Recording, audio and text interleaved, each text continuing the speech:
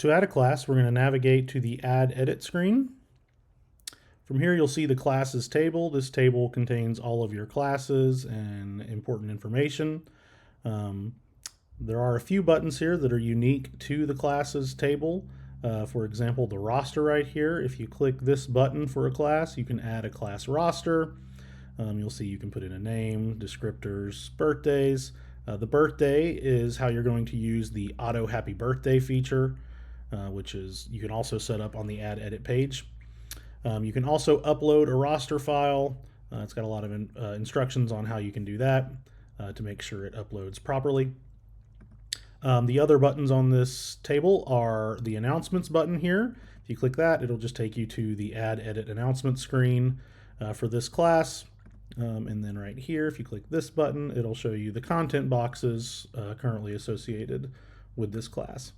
From there, you have an order button here, so you can either move the class up or down, and that'll change where it appears in the table, but it'll also appear or change the order from over here in the Present Classes dropdown. If you want to keep a class, but you don't want it to show in that dropdown, you can click the Edit button and set it to Not Active. So uncheck that box, and that means the class will no longer be active. So this sample class is a good example of that. If I click Save, it's going to give me a warning here because it's currently set to 12 a.m. and that's not a typical start time. And then it's also going to give me a warning because I have the class set to Not Active. But we're going to continue with Save. And now you'll see that that class no longer appears in the Present Classes dropdown over here when I'm clicking it. Currently, we don't have any classes there because we only have one class and it's set to Not Active. So to add a class, we're going to click the Add Class button right here. And it's going to ask us for a class name. We're just going to say first period.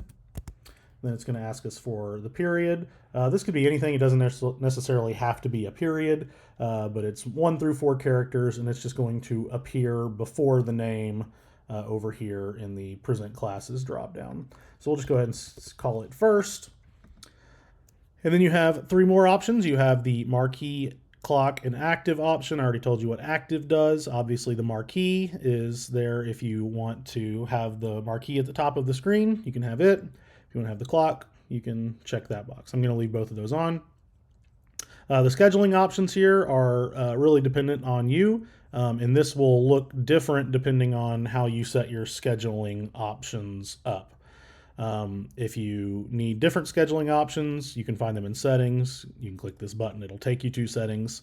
And there's other videos you can find where I dive deeper into how to set up your schedule and all that. So we're going to click Save.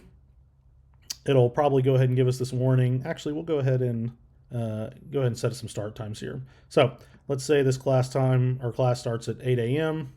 since it's first period. And we're just going to go and click the Apply to All button because we're going to say that it starts at 8 a.m. every single day. So we'll click Save. And now you'll see we have our 2 classes here. We have our sample class still there, and we have our first period class right there. And if we go to our dropdown, only first period appears because once again, we set our sample class to Not Active, and we set our first period class to be active. So if we go to that class, you'll see we have a new class that we can now add content to, set announcements for, and do whatever we want to for that particular class. So that's how you add a class in Lesson Launchpad.